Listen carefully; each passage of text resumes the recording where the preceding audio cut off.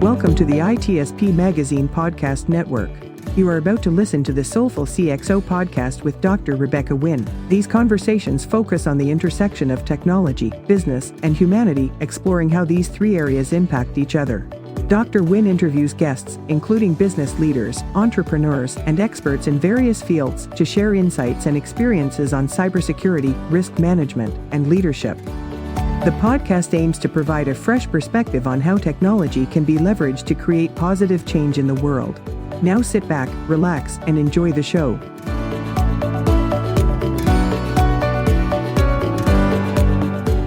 Welcome to the Soulful CXO. I'm your host, Dr. Rebecca Wynn. We are pleased to have with us today Jeroen Kraaijbrink.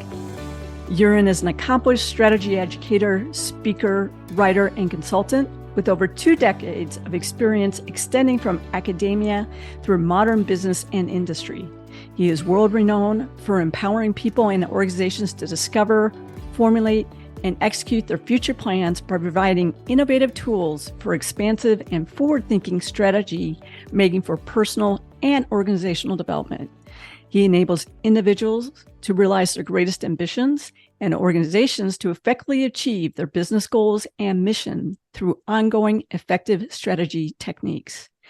Drawing from his cognitive psychology, humanism, martial arts, St. Benedict, and an extensive range of other sources, he has written numerous articles on strategy, sustainability, and personal leadership, as well as authored 5 books: The 1 Hour Strategy, Strategy Consulting, No More Bananas, Unlearning Strategy, and the Strategy Handbook. He is an active contributor to Forbes and a top voice on LinkedIn, writing about strategy, leadership, and how to embrace and harness the complexity, uncertainty, and opportunities of the global marketplace that the world has become. Additionally, he teaches strategy at the University of Amsterdam Business School. Jeroen, it's great seeing you again. Welcome to the show. Yeah, thank you for this wonderful introduction. Glad to be here. You have a diverse background that's very extensive too. How did you start in the world of strategy? Yeah, I had to teach it as a young university lecturer. So I did my PhD, and while doing that, probably there was a vacancy for that course, like a first-year strategic market management course. And I gave that course and started to like the topic. And ever since, I think that has fascinated me. Also because it's, I think, kind of this integrated view on organizations, and not just like one specific function. It's not just marketing, just finance, just HR, but really how do all these work together? And yeah, that has kept me interested my entire career so far. Companies really struggle with strategy. Why do you think that we struggle so much on coming up with a strategy? Yeah, that's a fascinating question, because I do think it's not really necessary. And if you look in how we talk about strategy, how strategy is taught, the textbooks, I think we are making life quite difficult and have kind of learned a rather peculiar way of what strategy is and how to generate it, how to execute it. So if you look at the typical textbook, it's often a collection of models. Like every page, you turn the page, there's a new framework, there's a new model, and so on and so forth. So it looks like strategy is this kind of activity where you have to fill in 25 models, do a lot of analysis, and then magically come to a good direction for your company. So I think part of it is the research, the teaching, how we have been promoting strategy in a not so effective way, and that's what we see embraced in companies as well. This is also, and I know this is not really just answering your question, but a little bit more than that. One of my main drivers in my entire career, as I said, I started teaching strategy, but quite soon became dissatisfied. So I heard myself talking. I was working with students and teaching them Porter's 5 Forces framework, balanced scorecard, BCG matrix, and so on and so forth. And while doing so, I became increasingly dissatisfied with how is this helpful? It's interesting. It leads to some findings, but how does it really help a company move forward and create a strategy that they can execute? And based on that, I've moved on at the university and then became consultant and started writing books in order to come up with an approach that is more useful, more applicable, more complete, more leading to more executable strategy. So that has been, I think, the lack of suitable approaches and the overly promoted not so suitable approaches. Can you walk us through an example on effective strategy versus a really poor strategy and how that cripples maybe a company or an individual? Yeah, I think there's a lot of, and of course it's easy to sit on the side and criticize someone else's work or to criticize an existing strategy. I realize that it's easier than doing it yourself. But if I look, I've seen quite a few strategic plans over the years, and what the general observation that I had is, okay, it looks impressive, it looks interesting, but now what? What do I need to do? What's the action? What's the change? How is this different? So a lack of clarity, a lack of precision, a lack of accuracy in being able, or maybe even to be willing to express very clearly, this is how we did it so far. This is how we're going to do it from now on. This is how it's different, and this is what we need to do in order to get there. So that lack of clarity has been, I think, one of these big issues in many strategic plans. And I do understand it because it's not always easy to be precise. And it's also kind of scary to be precise, because if you are precise in your strategic plan, then someone can tell you after 2 years, like, hey, you're not on track. You're not doing what you intended to do. And as long as you keep it vague, you can always kind of create a story that you're still doing okay. So that lack of clarity is I think, one of the main issues I see in many strategy plans. One of the things I see is companies want to rush to tactical very quickly. What do I just need to buy? What do I just need to do to make it happen? And I don't always see them being very thoughtful about where they want to be in 3 years, 4 years, 5 years. What's their why? Why do they want to be there? Who are they trying to target market-wise in different places along those lines? That's what I see, at least from a technical perspective. It's just what I need to buy today. And that's why I think they also fail in it seems like every 3 months that they're changing not only the strategic plan, but their tactical plan, is because they don't have that clarity. Is that what you see too with a lot of companies and why they fail? Yeah, that is quite interesting you're mentioning this. And one of the principles or mottos or quotes I have in my book, The Strategy Handbook, is speed it up by taking it slow. And that's exactly describing what you are describing is the rush towards execution. And I can understand, once you have spent months and months and months and thousands of dollars on creating some sort of plan, then you're very impatient and want to rush to action. The fascinating thing is that in many cases where they say we have developed a strategy and now want to move to execution, the actual thing that's missing is the strategy. They have defined like high-level ambitions, objectives, targets, themes, vision. So whatever like high level, this is what we all want to achieve, and then jump to action initiatives.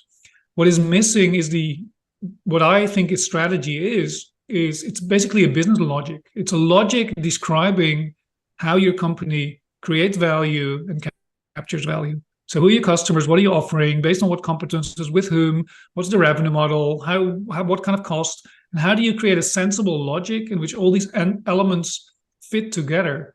And that story, that logic, is often missing in what people call a strategy, while actually the whole thing that is missing is the actual strategy. How do people work through trying to ferret out what those areas are that you just mentioned? Is there some steps or processes they should follow to go through there? I know a lot of times CEOs might get together with their board of directors. Maybe they get together with, whoever owns them by venture capitalists, and they come from a very high level where it's a revenue model. But that really makes it hard to drill down to the other departments who are trying to figure out what their strategies and their missions and their visions and tactical plans should be to actually roll up to make those models. So how do you make that a corporate-wide really strategy that rolls down very effectively? How long do we? There's a long answer, of course, because it includes quite a few steps. But just to summarize it, there's a couple of principles of a couple of things that I always do when working with an organization. One is having a very participative process. Is make sure that people from different layers, different roles and functions, and different experience, ages, so have a very diverse team representing the company, not just the top, not just so a diverse team. That's one ingredient.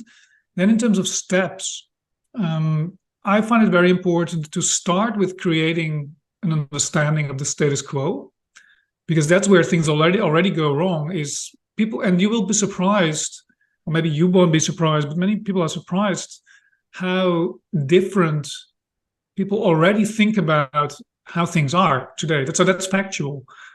And if you ask like your purchaser and your controller and your marketing person or your engineer or whoever, they have a different view on who is the actual most important customer, on what is unique about the products and services, about cost, about competences, and so on. So I pay a lot of attention to creating this shared understanding of the status quo. And once you have that, the rest becomes relatively easy, because you also identify, okay, where are the weak spots? Where are the ideas? How is that different from what we're doing today? So usually if I work with a company, I have a couple of half-day sessions with this diverse team, starting with the status quo, then make an assessment of against a set of criteria, then do idea harvesting, idea generation, and all of that creates for me all the input I need to subsequently turn that into a coherent story. So the way I work with my clients is always use these sessions for the most diverse input I can get to create a very rich picture of a company and where they want to move and where they should move. And then my task as a strategy consultant is to turn those fragments into a first draft of a coherent story. So the way I work, I'm almost like a ghostwriter with a client. I write on behalf of them, trying to express where they feel they should move, given the market, given what's happening in the company, and so on and so forth. So that's the corporate level, and the same you can kind of repeat at the business unit level, division level, department level, but then in a shorter, quicker way, using the inputs from the corporate process as an additional input in your department, unit, division process. Do you find that companies seem to confuse initially what is our mission, what's our value compared to what is our strategies? Because I see that a lot of times there's a lot of misalignments, or the mission and values are something they put on the wall, but it doesn't seem to align where those strategies want to go. And that seems to cause a lot of strife and confusion in the workforce. Yeah. Which is, I think, another reason, which may also be caused by the way we've been teaching strategy for decades, is there is this idea that every company needs a mission, a vision, core values, and a strategy. And this whole template is kind of broken. It doesn't work. And because if you look what people write down, what a mission is, what a vision is, what's the difference, how do they relate? And to be fully transparent here, I have never so far in my entire life created a vision or a mission for a company, because that's not what I do.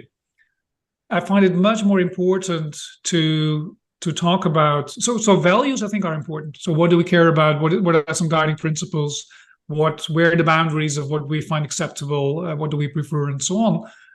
But what I find much more important than mission, vision is identity and ambitions. So identity is, who are we? What kind of organization are we? Are we a consulting company? Are we a service provider? Are we a pharmaceutical company? So what really the essence of what type of business are we, or what type of organization are we? And ambitions are, okay, where do we want to be an X number of years from now? What are the directions? So yes, because of this kind of almost mandatory template, mission, vision, values, strategy, a lot of companies kind of struggle, like, okay, we have to put it in that structure. No, you don't. Also, when prospective clients have asked me, can you create a mission and a vision for us? My question is why? And probably not.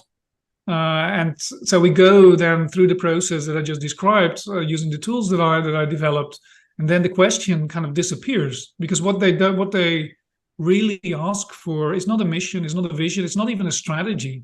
It's clarity about the direction of the company, making choices, channeling the energy on what should we focus on and what should we not focus on. That makes sense, because a lot of companies, it amazes to me when you do look at those missions and visions and goals and stuff like that. The executives might have changed. The company might have even changed on who they have acquired, for example, or what parts of the companies they've sold off. And you're like, what you stood for 10 years ago or 15 years or 20 years ago is really where the company isn't today. And so it seems like they don't even reevaluate those to go along with the strategies and the technical plan. So the people who do have a mission and vision, because marketing, for example, people expect them on the website. How often do you think people should really review them with their step? I would think that you should do that at least as often as you come up with those strategic plans, be there a 3-year plan, 5-year plan. I will tell you personally, I think those companies who come up with a 10, 15, 20-year plan, I don't know why. It seems like those never come to fruition. But what do you see? I think two answers here. One is, I think the general principle that I try to use is monitor actively, change reluctantly. So yes, review very frequently and see, has the world changed? Do we need to change this? But change reluctantly. I think try to stick to what you have as long as you can, not beyond that. So really, as long as it's healthy for a organization, because the whole point of strategy, but also mission, vision, and everything related, is to create some stability, a stable frame of reference in a changing, complex, uncertain world. So if we are throwing this away like every year, then we lose the whole essence of what strategy is about in the first place. The other thing about how long, I think it's relevant or useful for companies to think in terms of horizons. Like you have and I'm not talking about really the short-term, more tactical operational stuff, but strategic horizons where probably 1-2 years is just like fix the status quo. Like horizon one, where you won't radically change in that short period, but it is important to think about the strategy of your company. And you have horizon 2, 3, maybe even 4, where you look at 2 is more like, okay, what are we going to invest in terms of innovation? What kind of new business lines, new product market combinations? And 3 and 4 is much more disruptive. How do we need to reinvent our company? And 4, even how do we anticipate the change of the ecosystem we're in? So, and it is useful for at least some companies, not all the time, but to have these long-term thoughts and at least some attention to thinking about, okay, but how is this industry changing? How is it different like 10 years from now? Not to kind of reason backwards and set objectives for every year in between and create a very complicated, detailed plan, but to create awareness of how things could be different compared to today. But usually when I work with a company, I have like 2 cycles. One is a 3-year cycle where we do a serious redefinition of the strategy every 3 years. And in my case, when I say strategy, I haven't explained it very much, but the tool I use for that is what I've called the strategy sketch. It's like an ontology of what strategy is. It's opening up the black box. It consists of 10 elements, and values and goals, organizational climate. So those elements related to mission, vision, and so on are basically included. They're not necessarily the starting point. They're just 1 out of 10 elements that are also relevant to review. So we review those 10 elements seriously and challenge them seriously every 3 years. So then the attitude is, let's challenge, let's see what do we need to change. The years in between, you basically try to stay on course. So you do a light up after a year, like, okay, how are we doing? Can we still continue our journey, or do we need to pivot? And then the attitude should be monitor actively, change reluctantly. Let's try to stay on course, because otherwise we throw in too much confusion and change in the company. Do you find that companies try to take on too much, and so there's end up being 10 or 20 priorities, or all top 1 priorities, and so you can't execute on them because there's just too much that you're trying to put as a critical priority? Do you find that quite frequently, or is that more towards startup and maybe medium-sized companies? Short answer, yes. I find that frequently. The bit longer answer, and that it's often one of the reasons that I work with them, is that they realize a lack of focus. So it's also doing too much at the strategic level, too many different clients, too many different products, too many different processes and competences, and too complicated revenue models and costs and so on. So the making choices, creating focus, narrowing down is very often almost the main activity I do when developing the strategy. And then indeed, this is a very natural human tendency. We are too optimistic. We cannot really anticipate and understand the complexity of things unless we have started executing them. So I think almost by definition, you bite off too much in the beginning and find out that you can't do it all. And this is why, before moving to some sort of action planning, I try to help companies develop a roadmap. And a roadmap is kind of in between your strategy and the action plan. Is kind of a high level. If we say 3 years from now we want to be here, let's just try and put down what do we need to do in year 1, year 2, year 3. One reason is it gives a sense of priority and logical order, chronological order. But the other thing is the reality check, because my experience is, and even on a micro level, when I think about what do I do during a day, when you start putting an order in that and say, okay, what do we do when, then kind of a better sense of reality comes in. So that's my way to avoid doing too much, starting too much before you actually start. So because when you're still creating your roadmap, it's still very cheap because it's on paper. You can cross off, you can go back to your strategy, and more often than not, you probably need to kind of reduce your ambition level a bit, because what sounds great in the first round, and when you write it down, when you think about, can we actually realize this? You probably find out, no, probably not, because we can't stop the business for a year. We have to just move on, and we have a staff shortage anyway. So who is going to do it? So this reality check, building that in at several points in the process, is very important to avoid what you're describing. One of the things you do really well is you break down those very complex strategies that can be hundreds and hundreds and hundreds of pages, depending on the size of the company, into small bite-sized concepts that really almost anybody can actually grasp. And that's one of the things that I've always enjoyed about your LinkedIn post. And I'm telling the audience out there, if you don't follow him, you need to be following him. How did you come about doing that? Because they're great. I find them fascinating every day. Great. That's very nice to hear. And thanks for advertising this.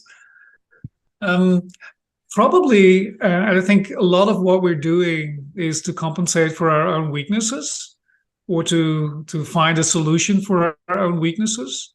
So if I look at myself personally, I think I'm very good at taking in really a lot of information, and then you're easily confused. So I have a very strong need to structure my thoughts, to structure the information that comes in, which is also what I just mentioned, the strategy sketch is my kind of ontology to the tool describing what strategy is about. I need that because I don't understand the term strategy. I see so many different definitions, so many different elements. I've read like 1,000 books and everyone talks about it in a different way. So I have a very strong personal need to simplify and understand these concepts. And my process for understanding is writing. So all these posts, many of these posts, before I start writing them, I have no clear idea of what the post is going to be. So the clarity is the result. It's not the clarity up front. Of course, sometimes it's very clear because it's an existing model from someone else that I describe and explain. But all the models that you find on LinkedIn that are my own are virtually always a result of me trying to make sense of this concept. And yeah, for me, writing is really a very, very helpful mechanism to create clarity of thought. Do you find that pretty common that leadership out there, managers out there, or people who are just trying to be great in their field, that we want to be able to learn how to do this better, but like you just said, the education has just really failed us because they've had us too structured and they haven't allowed us to, I call it more be in the flow of thinking. You know, the old whiteboarding, as we used to do quite a bit, that seems to be gone anymore. Do you find that pretty common? Yeah, there's a very strong appetite for learning and clarifying and understanding these things, because otherwise I wouldn't have that many followers. Because I started doing this like a bit more than a year ago, August last year, with like 5,000 followers. Now I have 180,000 something. So that shows the appetite, the desire for clarity, for the kind of things I write about. And yeah, and of course, I don't want to be just overly critical about others or about how things are being taught. I've been part of this system as well. I've been teaching the same stuff. I've been doing the same stuff. So it's very, common that people our society, our economy, we've been trained in a particular way of thinking about business, about strategy. And even much broader, especially Western society, we've been trained like as left brain, rational, analytic, conscious decision makers. And that's a very limited model of a person. So we are much more than that. There is the other half of the brain, there is our emotions, there's our body, there is all kind of other stuff. And the tools, the techniques from the past do not include that at all. They are built on this kind of homo economicus, this rational, calculating human being. So strategy has become very much a reflection of that model of the individual. And what I do is based on, I think, what there is this trend that I think is going on. Is more and more people recognizing that this is not how real human beings are, and we are working with real human beings, and so we must change how we think about these concepts, whether it's leadership, whether it's strategy, execution, innovation. So I'm very much, and I think it's important to point this out. A lot of what I write is not original in the sense that it's my invention. I'm processing what others have done before me, and I'm just trying to package what others have created in an accessible way.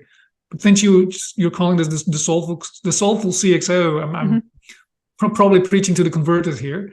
What you do is you bring the humanist back into thinking about strategy, how you're going to execute, and how you're going to get people to execute it. Our time has totally flown by. What's the best way for people to reach out to you for advisory services, speaking engagements, and to learn more about your company? If you manage to spell my name correctly, then just Google me. You'll find me. I'm on LinkedIn. So there, connect to me and maybe refer to that you heard this podcast. My website, jeroenkraaijbrink.com, and the recent initiative, strategy.inc, which is a program for internal and external consultants. So if you're interested in learning, let's say, my approach to strategy and want to use that within your organization or your clients, then Strategy Inc. would also be a good. And of course, look up my books on Amazon or any other page. Again, if you spell my name correctly, you'll find everything you'll find is from me. Jeroen, thank you so much for being on the show. You are a soulful CXO. Thank you very much. It was a pleasure being here.